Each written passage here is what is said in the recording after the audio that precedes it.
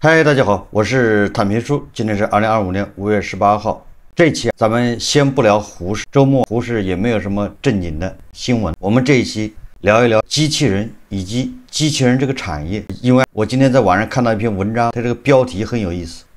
叫“语数智员们面对高层宠溺，千万别混成被惯坏的孩子”。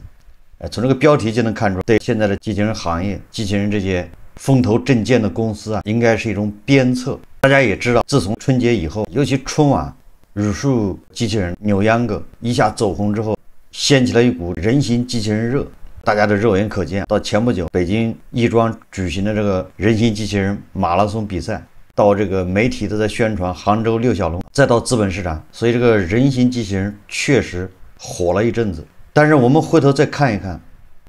这个人形机器人到底从这个产业上面，或者从实用性上面，或者从我们生活中，这到底有什么改变？是看了个热闹，还是它确实在默默前行？昨天我也在我的一个节目里面也引用了一个 UP 主的说法，我们的人形机器人每次发展似乎跟美国的什么波士顿什么公司的这个开源正好同频。当然你也可以说这是巧合，很多事情它都是这么发展的。那今天这篇文章他说，面对高层宠溺，也就是高层对这些新的产业、新的行业、新的科技公司，那是非常关爱的，有点宠溺，他打了个引号。但是同时说，千万别混成被惯坏的孩子。文章说，开年后 DeepSeek 横空出世，大有打破西方芯片封锁之势，其创始人梁文峰因此得以应邀出席最高层会议，国人折服，无不称赞。这个我在以前节目也说过了，这个 DeepSeek 火了1-2个月之后，总之就是普通的老百姓也已经没有兴趣再谈这个了。当然不能排除一小部分人或者专业人士还在用这个 DeepSeek， 但是大众已经慢慢忘记了，不知道这玩意儿是干什么用的。这跟春节的前后炙手可热场景像极了 ChatGPT 刚出来的时候，那也是风靡全球。但后来似乎普通的受众就慢慢的把它忘了，也不知道它到底能干什么，能改变我们生活什么。就像微信、支付宝这种支付走入千家万户，改变我们的生活啊。所以说也给人感觉所谓的人工智能还是雷声大雨点小。在咱们超级会议上，对吧，梁文峰，还有什么人形机器人语数的王兴兴，还有智源的彭志辉都被邀请去参加超级会议。继这个语数人形机器人在2025年春晚无首卷大火之后，在2月下旬的民营企业座谈会上，作为唯一90后企业家，王兴兴与任正非、马云、雷军等顶级企业家同坐第一排。这个咱们在中国人都懂，像这种待遇那就预示着什么？王兴兴的座位位于第一排右侧第3个位置，比成名已久的商界领袖马云等商界领袖更靠近核心区域，被一些媒体解读为 C 位。后面他主要说这些后起之秀，这些科技界的达人受到各个地方政府的重视，都邀请去参加各种重要的会议，被高层宠溺。媒体对此的解读是，语数科技的快速发展被视为中国高端制造与人工智能融合的标杆，其参会并占据显著位置，可能映射国家对机器人产业战略地位的重视。当然了，不仅是领导们宠溺这些机器人公司，这些投资机构对机器人公司也是趋之若鹜。这个春节前后的都有媒体报道，也就是像这些投资机构想见这些创始人一面都非常难，找他投资都联系不上。2025年3月，由腾讯领投、龙旗科技、卧龙电驱、华发集团、蓝驰创投等跟投，估值达150亿元，并以此估值洽谈后续融资。说的是智源，实际上智源融资节奏密集，成立1年半的时间就火速融资了7轮。截至2025年5月，智源累计融资达9轮，最新估值为150亿元。更关键的是，智源另一位创始人也浮出水面，那就是华为前副总裁邓泰华，目前已经高调出任智源的董事长 CEO， 再叠加彭志辉前华为天才少年的身份，可见智源是一个华为系公司。智源背后不仅站着股东腾讯，还有华为管理技术人才的加持，真可谓是娇惯的孩子，补贴拿到手软。对儒术、智源这些人形机器人的宠溺，还表现在政策端的各种扶持。目前各地人形机器人产业发展正处于从0到1的重要突破阶段，对于这方面的企业的支持自然不会少。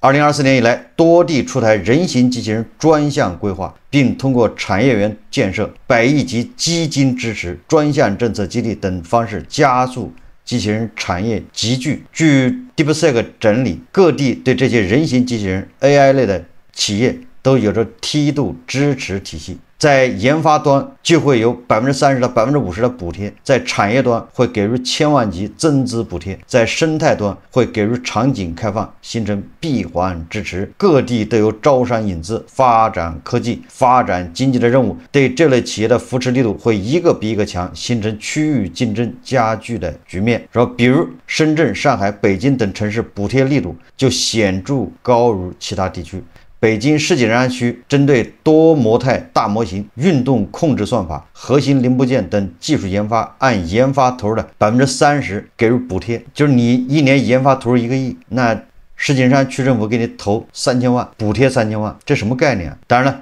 它有限制，他说单个项目最高500万，对完成国家级、省级接板挂帅的任务的企业，每项奖励最高50万元。深圳大力支持突破 AI 芯片、传感器、机器人融合技术等方向，通过训力券提供最高1000万元训练算力补贴。这类企业新建国家级重点实验室，可获得最高4000平方米场地全额租金补贴，加500万元年运营经费。也就是各地政府为了招商这些所谓的机器人公司，那真金白银的贴钱，这个钱当然是我们大头的钱啊。这种补贴我也不知道这个谁同意的，反正有人替你花。四川天府新区对这类企业的产业化项目增资扩产，最高补贴1000万元，入驻企业租金补贴最高500万元，对年营收超过2000万元的 AI 企业，按研发投入30%给予最高300万元补贴。上海则发放模型券，企业购买大模型服务可抵扣合同金额的50%，而且大力支持人形机器人在金融、医疗、工业等场景应用落地。这个厦门对销售额超1000万元的爆款机器人产品，每1000万元销售额奖励50万元，单个产品最高300万元。对企业购买算力服务，按营收规模给予30%到50%的补助，最高1000万元每年。不仅对这类企业给予支持，对于这类企业的单独项目乃至招聘的员工，很多地方都给予真金白银的补贴。深圳发放算法工程师专项奖励，最高80万元每人，支持高校技术成果转化，按交易额5%补助技术输出方，最高100万元。北京世锦山对科技成果转化项目按市级奖励资金的50%追加补贴，最高100万元。被惯坏的孩子，宇树、智源等人形机器人公司，若是真正意义上的企业，获得高层的宠溺，地方各种扶持，倒也可以扩大生产，增加利润，提高国家科技的核心竞争力。只可惜说某些人形机器人企业从某种意义上看还算不上是企业。众所周知，企业是以获取利润为目的，而获取利润的前提是生产出有消费者需求的产品。那对于这2点来说啊，目前大部分人形机器人来说啊，现在很难做到，大家都在讲概念。人形机器人这一产品目前仅仅停留在实验室阶段，尚没有找到确切的商业化落地场景。为了提高知名度、打广告，各企业无法介绍人形机器人的真正用途，只能变成花样，让人形机器人拍视频。于是乎，人形机器人翻跟头、跳舞、打拳、格斗，乃至胸口碎大石，此类视频在网上流传起来，这就造成了粉丝们的误解，以为人形机器人都能翻跟头了，能够侧空翻，还能够后空翻。你人形机器人这么灵活，那就别让它去工厂拧螺丝，进入千家万户，端茶倒水伺候人，那应该是小菜一碟。你看，你又能跑，又能走，又能下台阶，又能侧空翻、后空翻，还能打拳当保镖，所以大家又开始产生联想了。对，我们需要这样一个保姆。就像智驾一样，智驾一宣传，大家就觉得我是不是该把手可以放开了？出了事，这些厂商就说你消费者预期太高，没出事之前他就玩命的吹，引导你往那儿想，出了事责任一推365。毕竟如今的家政服务人员呢，虽能上班干活、拖地洗碗，但很少有人能随时来个侧空翻呢。依靠粉丝们这种狂热，人形机器人各种展示得以流行起来，人形机器人租赁或成为一门大生意。五一期间，人形机器人的游学热盛行起来。我只记得 DeepSeek 还不知道能干啥，各种教你使用 DeepSeek 赚钱的这种培训班、这种课就出来了。DeepSeek 能干啥不知道，总之人家已经赚到第一桶金了。社交平台上面大量的这样的课程，教你怎么用 DeepSeek 赚钱。人形机器人也一样，我记得咱们以前也介绍过，租那个人形机器人一天15000，一个人形机器人20万，你也租个10几天，钱就赚回来了。五一居然还有人形机器人游学，我不知道学啥，看人形机器人侧空翻是吗？看他格斗是吗？他说，甚至于去人形机器人工厂参观的门票都被黄牛炒到了3000元一张。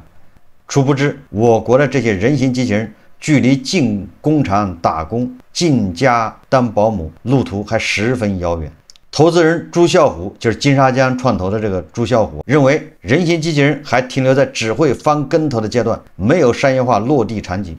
这个我在以前节目也介绍过，朱啸虎就被很多人骂。互联网大佬傅盛在与财经执行主编马克对话中，坚定地认为人形机器人落地太难，应用太远。作为全球顶级投行，高盛在2月对宇树科技等进行了调研，随后发布了一个研报，认为短短的2-3年内，人形机器人难以达到人类工人的工作效率，基本处于技术验证阶段，5到10年后才可能出现具有实际意义的应用，即可执行特定任务并提升生产力。这些机构如专家的忠告，不可不重视。实际上说，在刚刚结束的北京人形机器人半程马拉松，已证明了部分人形机器人产品的拉胯。这个咱们也介绍过，这一跑就散架了。它能全程跑下来的，中间还要换机器人，中间还要维修，还有充电的。当然了，我们要知道这是第一届人形机器人马拉松比赛，我们能就对它期望不要过高。但实际上通过这个比赛，你就知道这个吹着神乎其神的机器人确实有很长的路要走。有的企业都不敢去参赛，对吧？是骡子是马，他不敢拉出来溜溜，他只能关起门来宣传，自己在那拍小视频，发布出来给大家看，自吹自擂。说宇树机器人在赛道起点就出问题，摔得四仰八叉。虽然宇树公司否认参赛，但宇树机器人摔倒的囧状，全国国众可都看到了。而智源机器人则压根没有参加马拉松，就是拉出来溜溜的够呛，尚得教训不可忘。这个文章他说，目前人形机器人产业的这些独立企业与之前的光伏产业某些企业有一比，也就是当年光伏产业也是靠这种政府的补贴补助，然后一哄而上，最后是一地鸡毛。他说2000年施正荣携40万美元回国创业，顶着海归精英、行业龙头、民企先锋等称号，短短5年就把光伏公司无锡尚德搞到美国纽交所上市，市值一度超过200亿人民币。施正荣也因此被美国《时代周刊》评为全球环保英雄，2007年成为绿色中国年度人物，2008年被英国媒体评选为可拯救地球的50人之一。可是7年后，施正荣及其无锡尚德被巨额债务紧紧困扰，以23亿美元高额负债与接近0的垃圾股价收场。造成无锡尚德跌落的一个重大原因就是没有利润。有媒体报道，无锡尚德摘得全球最大光伏企业桂冠的2010年，并未收获可观的利润回报。他说，如今的人形机器人企业可不仅仅是没有利润，而且还没有商业化落地的场景，某种程度上问题更大。文章认为说，无锡尚德与目前的人形机器人企业有一个巨大的相似点，那就是深受高层宠溺。当然还有地方政府的关爱。说施正荣当年创办无锡尚德的资本，只有变卖和抵押澳洲房产后得来的40万美元，可谓杯水车薪。但是靠着地方的支持，无锡尚德轻松获得国资600万美元的出资，从而打开局面。前3年，善德几乎一直处于亏损状态，以至于一度连工资都发不出，也是靠着当地担保贷款1亿元才撑下来。而后，这些国资又同意国有股退股方案，退出善德，让其顺利上市。施正荣摇身一变，从40万美元起家变成了首富。面对这么多宠溺，施正荣还有什么动机努力？无锡善德暴雷的同时，媒体还暴露出施正荣通过利益输送、资产转移等手段将包袱甩给政府，自己却仍在做着个人利益最大化的美梦。如今的某些人形机器人企业也有可能走上无锡善德的老路。无锡善德暴雷后，浙商杂志采访华瑞投资集团有限公司董事长，一段话足以人形机器人等新兴行业从业者引以为戒，说政府在对待新兴产业的过分溺爱，太宠着他们了。在政府的宠爱下，新产业的企业家也容易骄傲，对产业的过分推动完全脱离实际市场。如果再用这样的方式，中国没有一个新产业能健康成长，甚至比传统行业产能过剩问题还要严重，反而不会成为新的经济增长点，而是负担。其实同样的例子还有芯片行业，大家还记得把芯片上那个字儿英文字母给它磨掉，打上汉字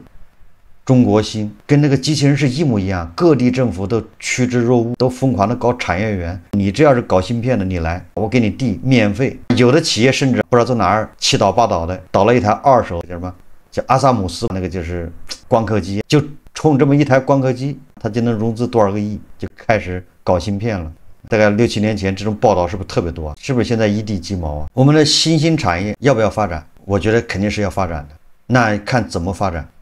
不要拿大头的钱去刺激，当然了，那大头的钱拿一小部分去引导一下，我觉得这个也可以。但是像这么大规模的刺激，各个地方互相卷，这造成多大的浪费？关键有很多公司，它就不是正经的公司，人家上来就是冲你这个来的，补贴拿完，人家就该关门了，拿这个 PPT 来，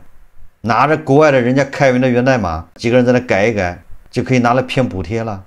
地方政府它不是神仙，他哪知道这些东西？他们为了业绩。为了什么 KPI， 为了 GDP， 为了完成指标，形成巨大的浪费，浪费的都是我们的大头。这种投资应该以民间投资为主，市场化，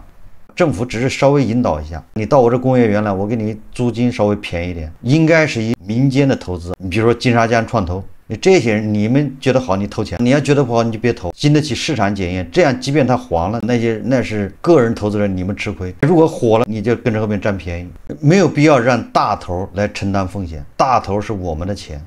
你看，研发费用30%补贴，最多补贴500万，我相信这些公司一定会把这500万拿满的。今天我在网上看到一段脱口秀，这个脱口秀也挺有意思，正好他是吐槽科技创新，什么 Pro。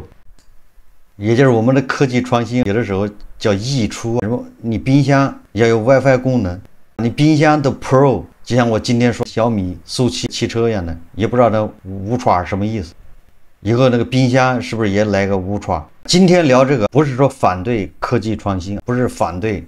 发展科技，而是说这种应该是市场化，应该由市场来决定，由市场来承担风险。当然由市场来承担利润，来享受这个成果，而政府不要拿大头的钱去砸，大头的钱就这么挥霍掉了。你把大家的钱都收去了，就这么挥霍掉了，所以导致为什么人人都很累？明明是第2大经济体，明明 GDP 还有5%的增长，那在全世界都算高的，但是韭菜是越来越累，牛马是越来越喘不过气。有网友就说了，没有一个国家像咱们这样能让各个年龄层的人活得都累。确实是个问题。机器人行业你要投入，那新能源你也要投入，什么行业你都要投入，都有大头拿钱去砸。关键是你砸出来之后成功了，是人家私人企业啊，败了是大头的钱没了。当然了，你说要砸国企，它更砸不出来，那就更是浪费。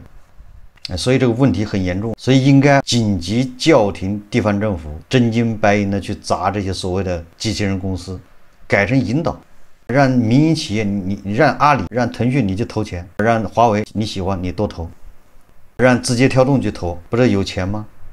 但他们拿着自己的钱去投的时候，他们就会小心谨慎，他们就不会被人忽悠。你拿着什么人家开源的源代码来骗钱，那肯定是不行的。你没点真材实料，人家是不会投的。所以我们不能再走老路，就是一窝蜂的去一哄而上，最后就落了一个骗补。最后是曲终人散，留下大头来买单。好，这期节目我们就聊到这里，感谢大家收看。如果喜欢我的节目，欢迎订阅、转发，也可以在下方留言评论。谢谢大家。